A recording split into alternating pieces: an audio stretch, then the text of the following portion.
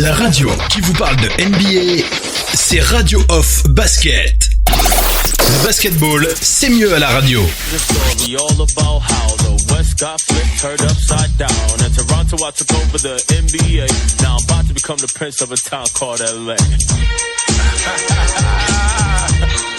you do, baby?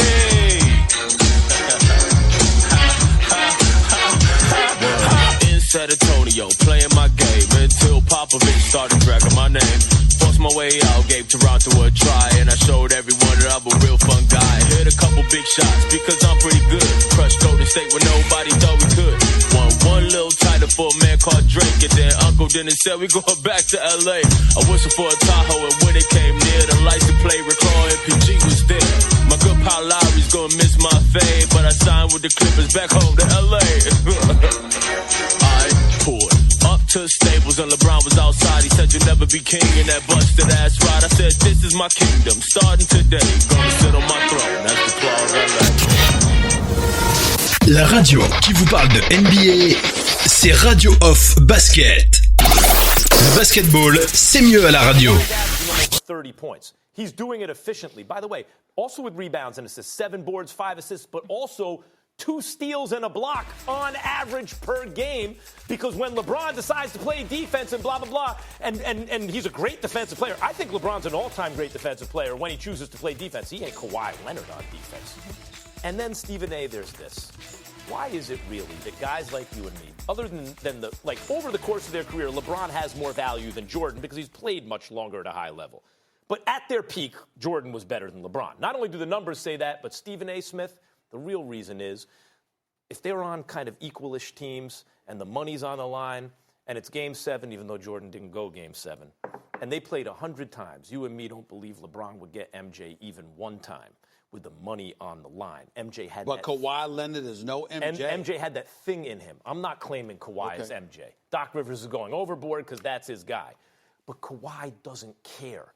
Like, you've made the point before, LeBron doesn't like it on the free throw line at the end of games. LeBron's considering things like, you know, it's a lot to live up to. Kawhi has money from the free throw line now. Kawhi Leonard doesn't have a pulse. It doesn't change. It's unbelievable. And so if it's close and they've played head-to-head one time in a high-profile game and Kawhi's team won, by the way, doing all this without Paul George. You bring up the fact 5-1, 5-2. They lost to Utah. They lost to Phoenix. The Lakers only have the one loss to the Clippers.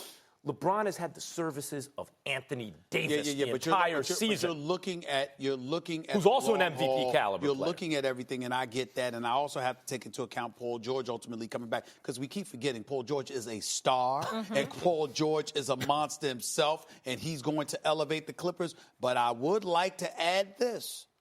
I'm telling you right now, the way LeBron is looking right now and the way he's talking, I like it because I see a man that's saying, all right, y'all, I'm back. And by the way, I'm healthy. Let me put a stop to all of this, which is what I wanted him to do opening night. He didn't do it, but he's doing it now. I believe it will continue. I believe that the Lakers are going to win the chip.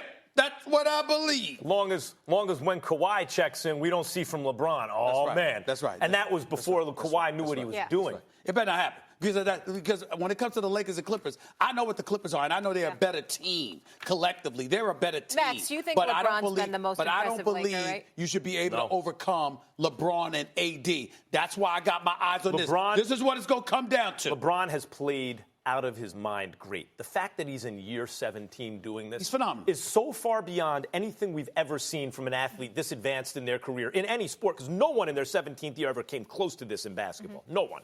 It's amazing. AD has played, you could make an argument he's the MVP. Danny Green has been great. I love me some Danny Green. Dwight Howard is the one that surprised me the most and impressed me the most based on where we perceived he was in his career versus how he has played. He shot perfect in 2 games this season. 8 for 8 from the field in one game. They won 7 of 7 from the field in another. Other than that, he didn't do much offensively. Every other game, he's been limited to 3 shots or less. Maybe it might behoove the Lakers to get him the ball a little bit more. But now he can accept the defensive responsibilities differently than he used to. Thanks for watching ESPN on YouTube. For more sports highlights and analysis. La radio qui vous parle de NBA, c'est Radio Off Basket. Le basketball, c'est mieux à la radio.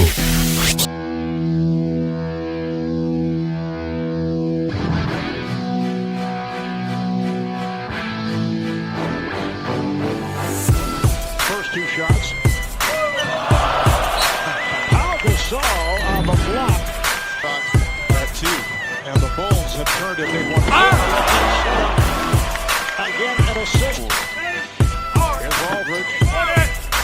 Rebounded by Curry. Oh, beautiful pass for Harden. Gasol has had another terrific season for the Memphis Grizzlies. Going all the way.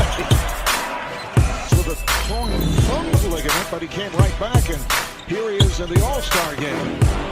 LeBron came on a couple of years ago here against the Knicks as James lines it up for three and does it again. Toss it on the hop. Curry wide open for three. Yes. He can knock that. Well, it's another leg to say it. Maybe the best ball handler in the league as you've seen. Russell Westbrook stolen away by Curry. What a move on that pass to Curry. He has to move out the guard's way. This is a game for guards. Catch and shoot by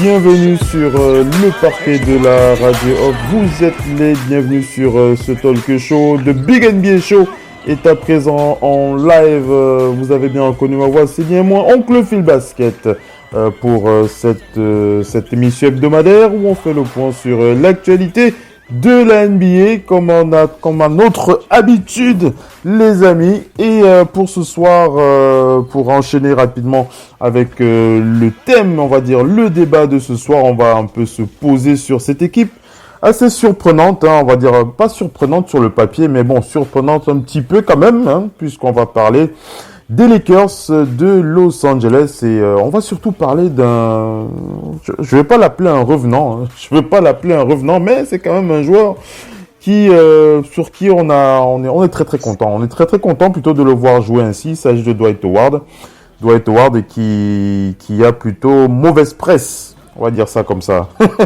d'habitude. Voilà, c'est comme ça que ça va se passer ce soir sur le parquet de la radio. Les Lakers, une très belle surprise en ce début de saison. On va partager notre analyse, nos avis sur cette équipe. Et je rappelle le thème principal. Je vais poser la question tout simplement qui est est-ce que vous aimez le nouveau Dwight Howard? Voilà, c'est la question qu'on vous pose. Est-ce que vous aimez le nouveau Dwight Howard?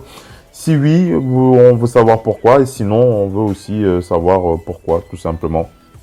C'est comme ça que ça va se passer dans ce talk show. Allez, on va accueillir les panélistes qui sont présents avec nous pour cette émission. On va aller du côté du Kenya pour accueillir notre cher scout du côté des NBA Raptors. Il s'agit de Abelson. Bienvenue sur le parquet. Merci d'être avec nous. Bonsoir. Bonsoir à tous et à tout le monde. Plaisir d'être là. C'est un merveilleux sujet ce soir. Oh, très heureux de te savoir avec nous, Abel. C'est un réel plaisir. Allez, on va enchaîner avec toi. On rappelle qu'on va avoir Missy depuis Paris qui devrait nous rejoindre. On va avoir le Doc ONP aussi qui devrait nous rejoindre. Pour l'instant, ils ne sont pas encore en ligne, mais on va enchaîner. On va enchaîner avec le talk show. Alors, 3 parties dans cette émission. Première partie, on va faire le point dans ce qu'on appelle le Twitter NBA Show. On va un petit peu s'amuser avec les déclarations de quelques personnalités de la NBA. Hein. Ça en ressort un petit peu du cadre du thème. Enfin, on ressort du thème central. Mais on va un peu parler d'autres choses. On va un peu naviguer dans les pensées des personnalités de la NBA dans le Twitter NBA Show. Dans la deuxième partie, on rattaque avec le débat.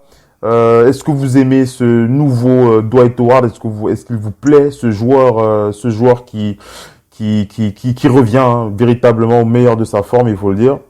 Et dans la troisième partie de ce talk show, on va partager avec vous les réflexions d'un expert. On aime bien partager les réflexions de Dave Dufour. Dave Dufour, spécialiste from the Athletic. Dave Dufour, qui est un expert très averti de l'actualité NBA. Lorsque Dave Dufour sent le roussi, un petit peu comme Adrian Wojnarowski en ce qui concerne l'actualité, il faut l'écouter. Donc on va partager avec vous ces réflexions et puis ça va nous permettre de brosser globalement l'actualité de la NBA. C'est bon pour toi, Abel? Oui, c'est bon. Allez les amis, on enchaîne avec la suite du talk show. On vous lance une interview. La radio qui vous parle de NBA, c'est Radio Off Basket. Le basketball, c'est mieux à la radio.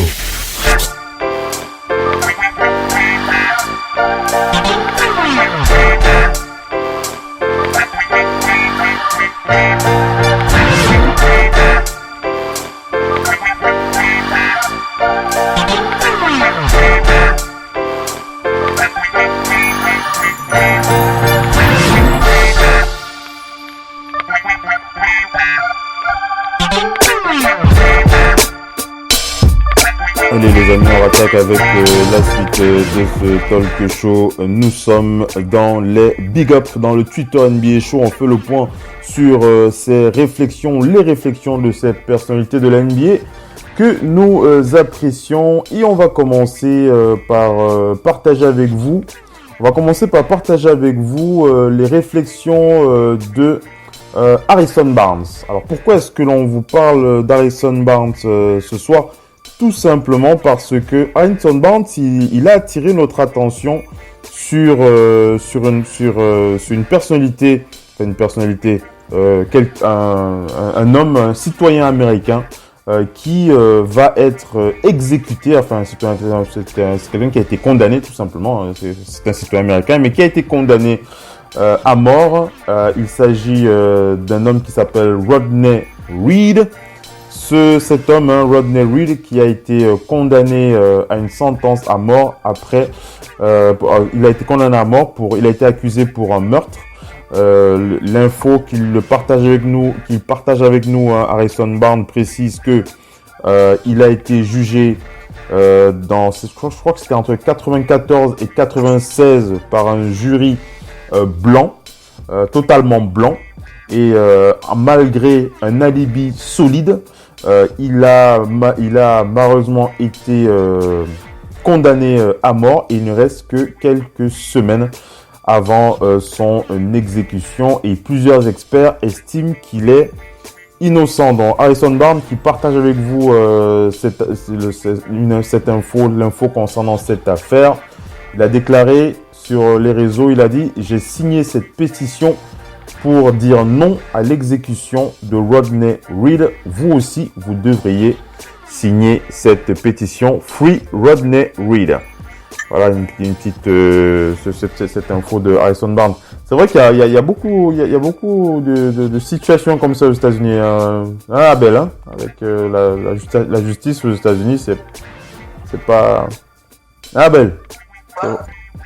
Beaucoup d'ambiguïté au niveau de comment on juge chaque action. Ouais. Et parfois, on a l'impression que les hommes noirs, ils sont jugés un peu plus durement que les autres. Hein. Ça, c'est dans l'histoire des États-Unis, malheureusement. Hein. C'est ça, hein? Oui, mais c'est la réalité. C'est un a priori peut-être, mais c'est la réalité. C'est la réalité, ouais. C'est dommage. Voilà, c'est le big up, cette info que partage avec nous Harrison Barnes. On va du côté de Trae Young. Hein. Bon, comme ça, on en profite pour vous donner une petite actu de Trae Young. Trae Young qui va revenir sur les parquets. Il pourrait revenir même dès ce soir. Hein. Trae Young qui pourrait revenir dès ce soir. Il a guéri très très vite. Hein. On rappelle qu'il a été écarté des parquets à cause d'une entorse à la cheville et il va revenir. Hein. Il va revenir très très vite. Probablement ce soir. Trae Young qui pourrait être sur les parquets face aux Spurs de San Antonio. Abel, Trae Young, c'est aussi l'une de tes sensations de la saison ou pas du tout? Tu dis bon. Il a toujours été mon joueur depuis l'université. C'est vrai. Je n'attendais pas moins que ça de lui de la NBA. Voilà. du tout. Ah, là, tu m'informes. C'est un joueur que tu as toujours aimé, quoi. Toujours. Et qu'est-ce que tu apprécies le plus chez lui, alors? C'est qu'il est explosif. C'est qu'il est comme Steph, il est explosif. Il est capable de tirer de n'importe où. Il a des passes hyper créatives. Ouais. Il joue de partout. Ça veut dire que Trae Young peut tout faire. Il marque comme il passe. Nice. Et c'est des joueurs du présent et du futur. Ouais, moi, j'ai toujours adoré. Je ne connais pas moins de lui. Ouais, c'est vrai que Trae Young, il est excellentissime comme joueur. The next Steph Curry, Trae Young. Ça fait plaisir. Trae Young alors pourquoi est-ce que je parle de Trae Young dans ce tuto NBA Show? Tout simplement parce que c'est l'anniversaire de son papa aujourd'hui, Trae Young.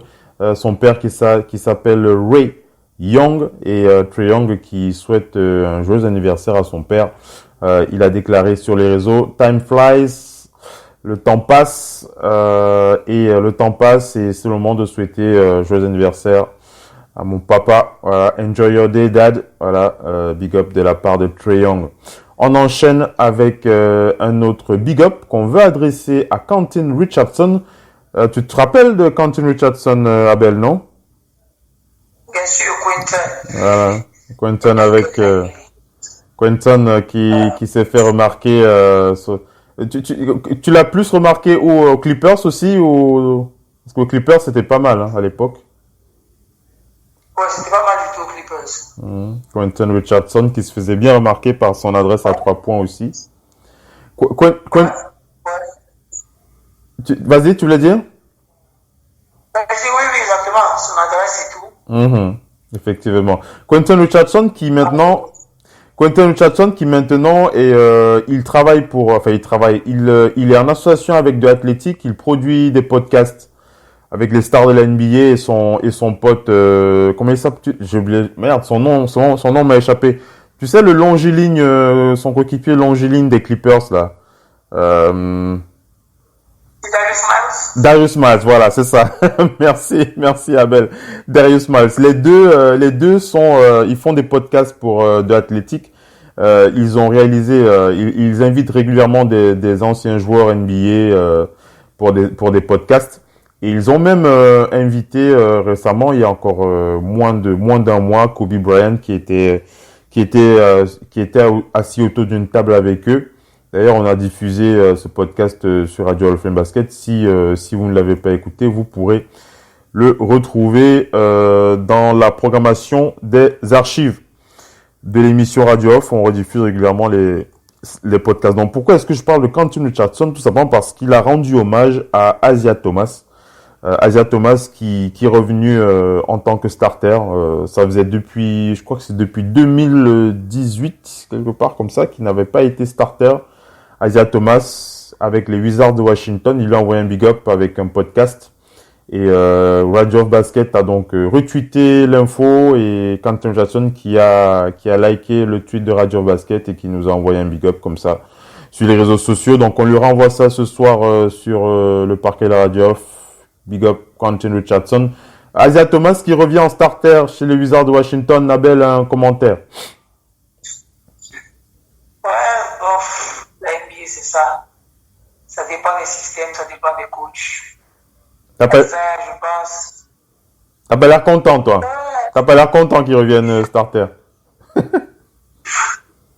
vois pas quelle différence il va apporter. Ouais.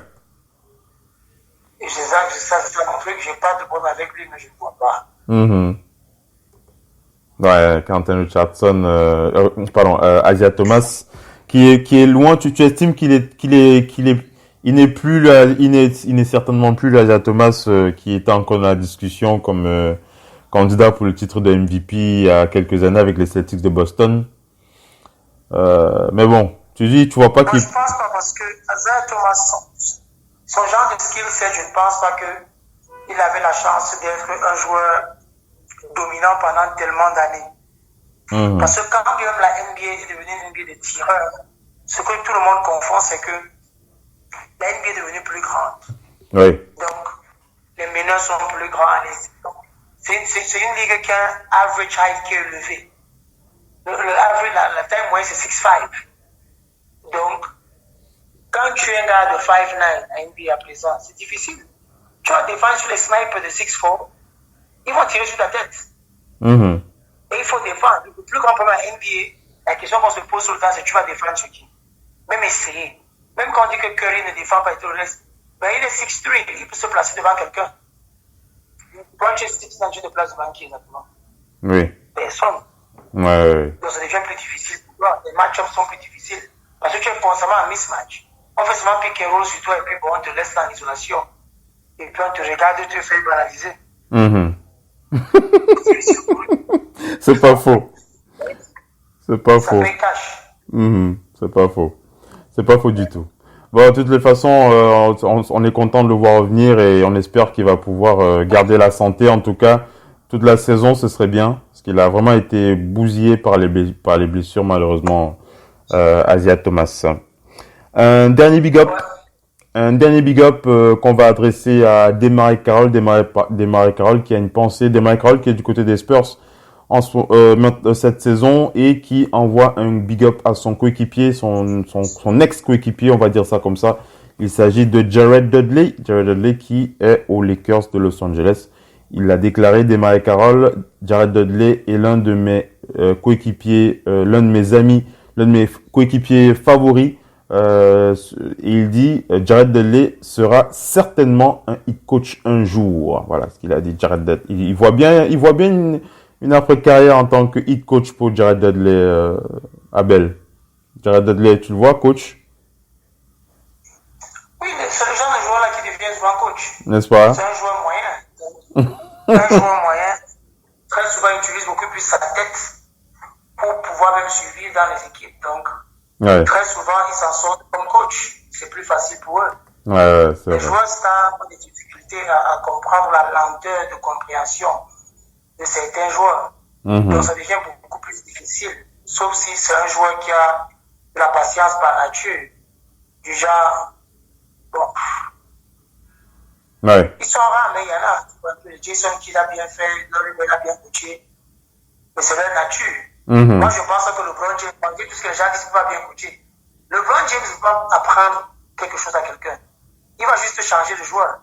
Il va juste recruter ceux qui savent jouer et venir gagner avec eux. C'est tout ce qu'il va faire. Donc, c'est difficile. Donc, tu veux dire que LeBron, il n'aura pas la patience d'un coach, c'est ça?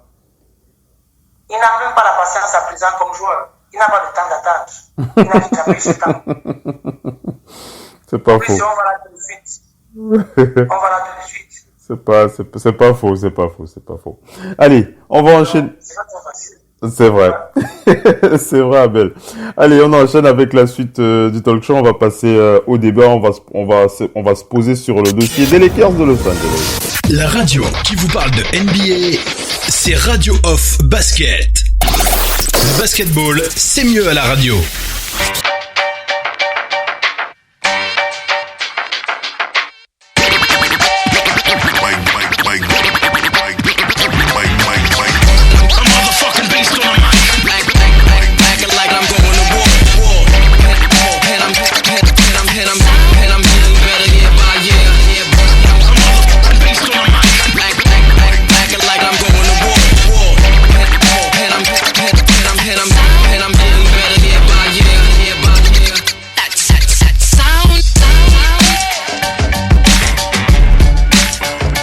Allez les amis, on enchaîne avec la suite du talk show. Nous sommes toujours en compagnie de Abel Son, NBA Scout pour les Raptors de Toronto. Du côté du Kenya, Abel Son qui va partager avec nous ses réflexions concernant les Lakers de Los Angeles, une équipe surprise. Enfin, oui, ça c'est la première question qu'on va poser à Abel. Abel, est-ce que pour toi les Lakers c'est une équipe surprise, oui ou non? Non. D'accord. Tu les voyais déjà premiers à l'Ouest dès les 6 premiers matchs, quoi, 5 premiers matchs, quoi. Pour commencer, les 35 premiers matchs de la NBA du monde, les équipes font des réglages, les automatismes, c'est ça qu'ils cherchent. Il faut comprendre qu'une équipe qui vient en NBA en playoff, deep in the playoff run, comme Denver, comme Portland, n'a pas le même engouement pour le début de saison que les Lakers.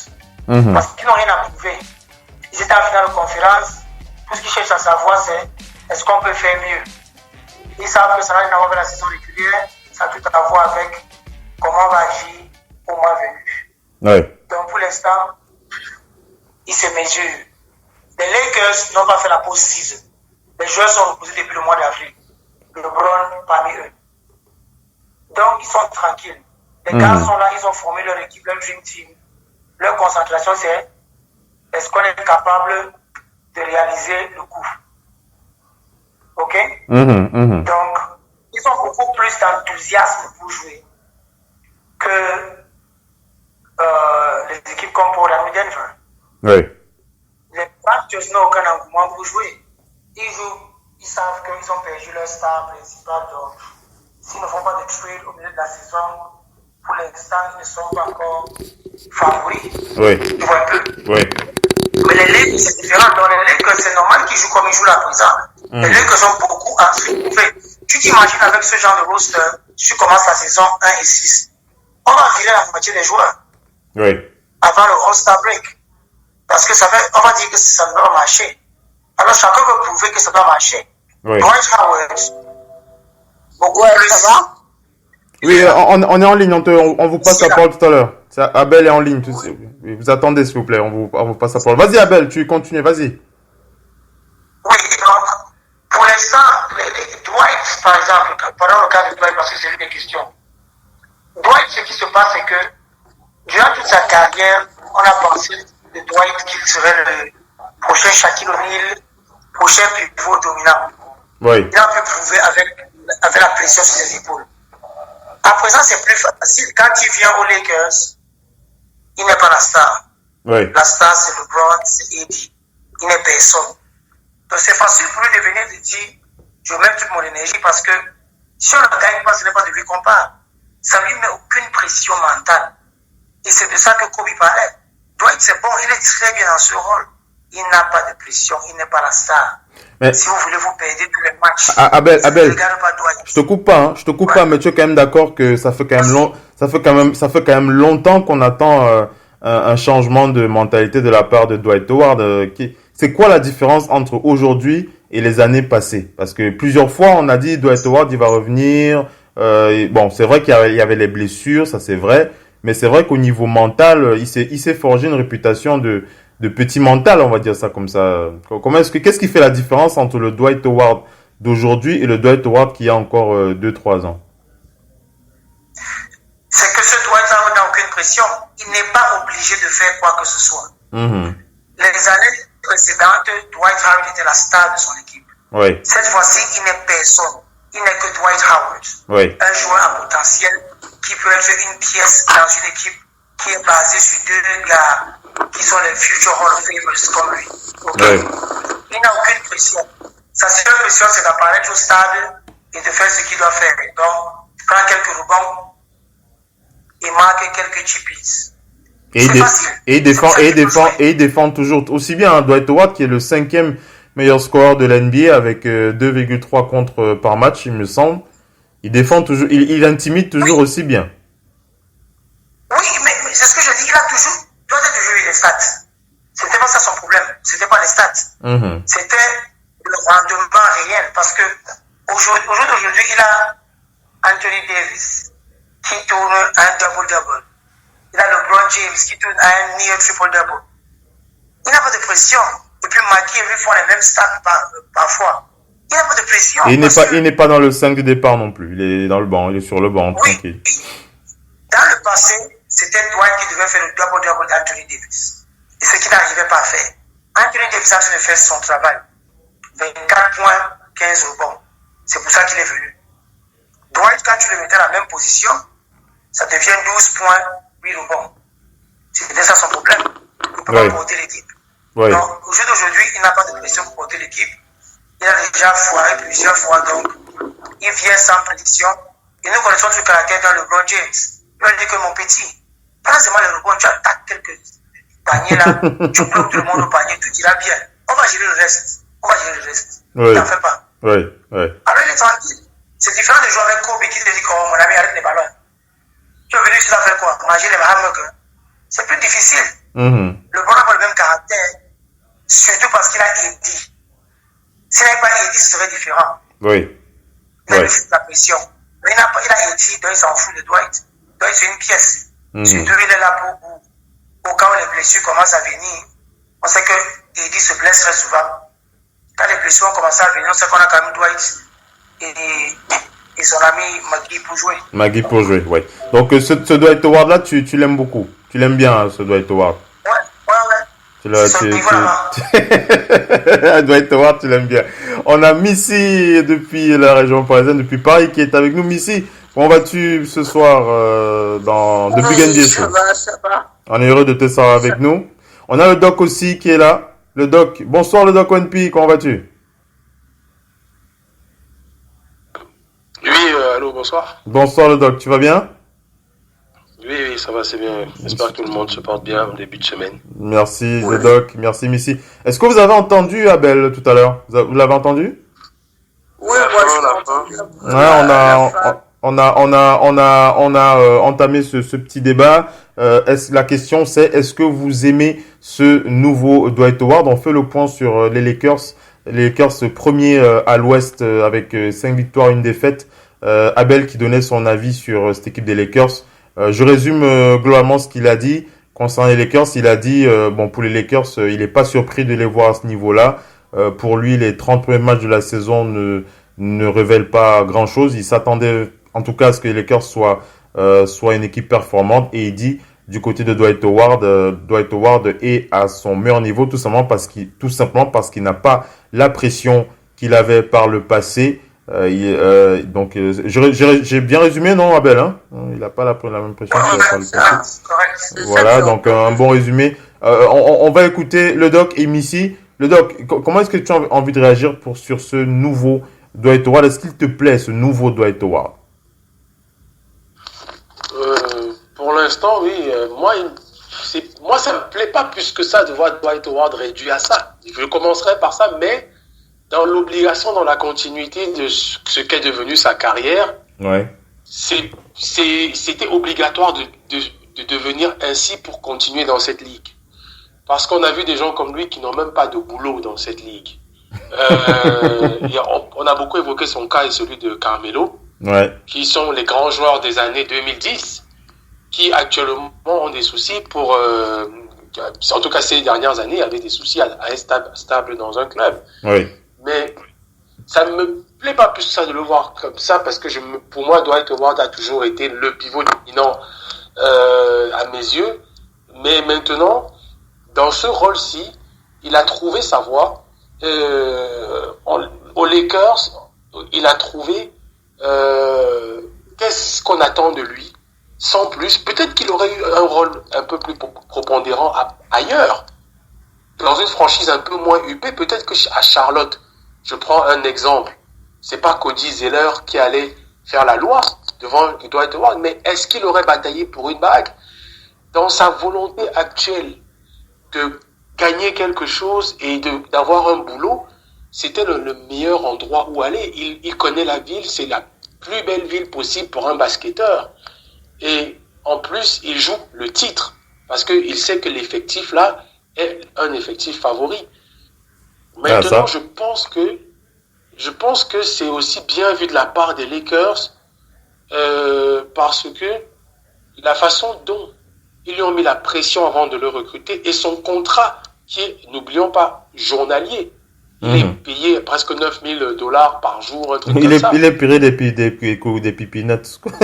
Mais en fait, ce que je veux dire, c'est que ça représente quand même sur une année pas mal, mais par rapport à ce qu'il vaut, par rapport à ce qu'il vaut, oui. 9 millions. C'est ça. Ça représente dans les 8-9 millions s'il finit l'année, parce qu'il le paye à la journée.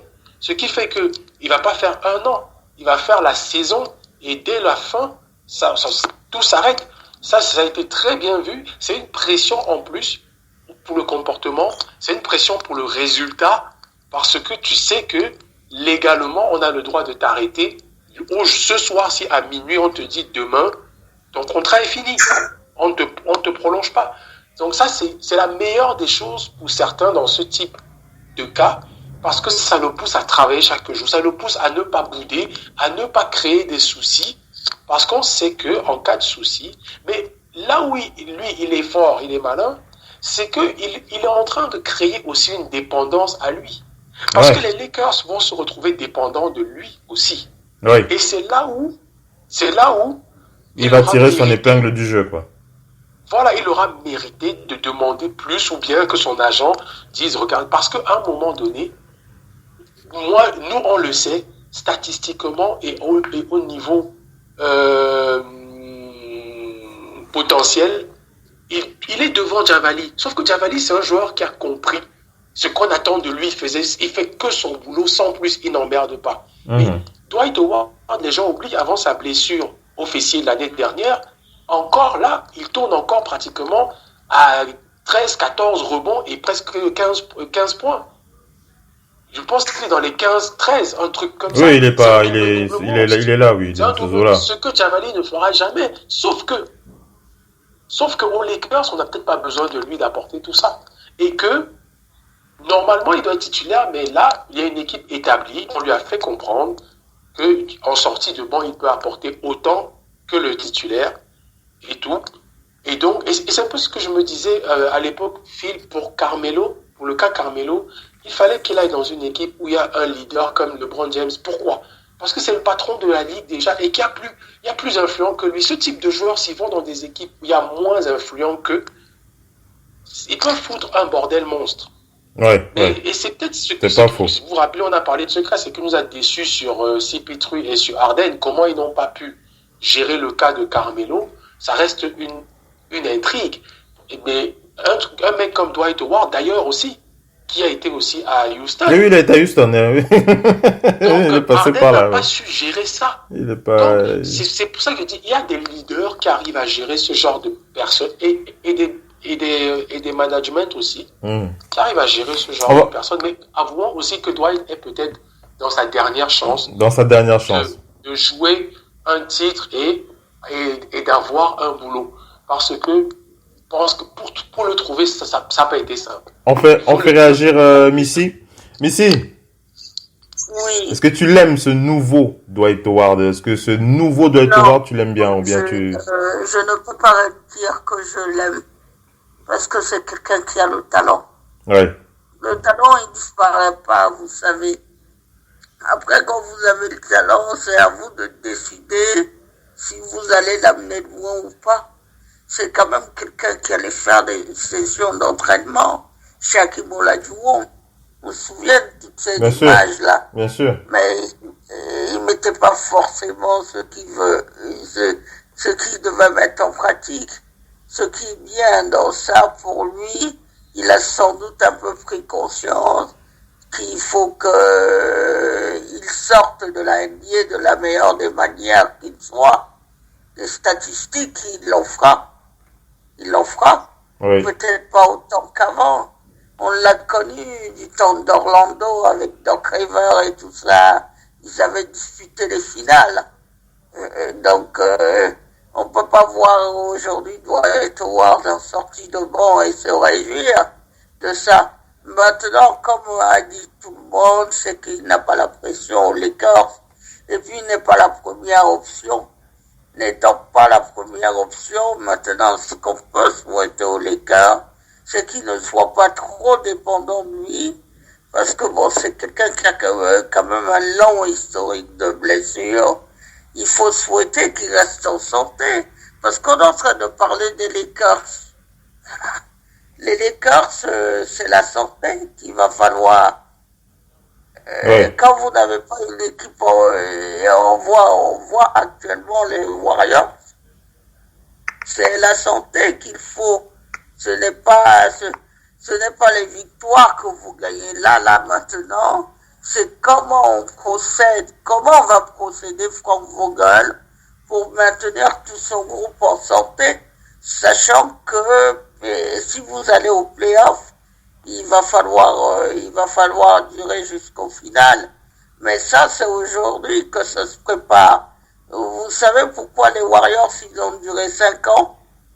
Les Warriors, ils ont duré 5 ans parce que généralement, ils pliaient les choses au 3e quart-temps et allaient s'asseoir. Donc, ils jouaient en moyenne 10 à 15 minutes par match en bois. quand vous avez vos leaders, vous êtes qui sont sur 10 à 15 minutes en moins par match, tout ça, ça compte. Quand viennent les playoffs, c'est pour ça que les Warriors, ils ont fait 5 finales. Sinon, bon, aujourd'hui, l'accumulation fait que l'organisme est un peu en train de leur dire stop. Ils reviendront, il faut juste un peu plus de repos. Mais maintenant, le Dwight Howard qu'on voit là, on peut pas se ravir de voir Dwight Howard dans cet état-là. Quand on sait quel est son potentiel, quand on l'a vu bien meilleur que ça. Les Michael Jordan, les Hakeem Olajuwon et autres, Dikembe Mutombo, ils ont bien vieilli dans cette ligue. En 2001, Dikembe Mutombo, il est encore en finale. Même s'il gagne pas avec l'équipe de l'époque. Ouais. C'est ça.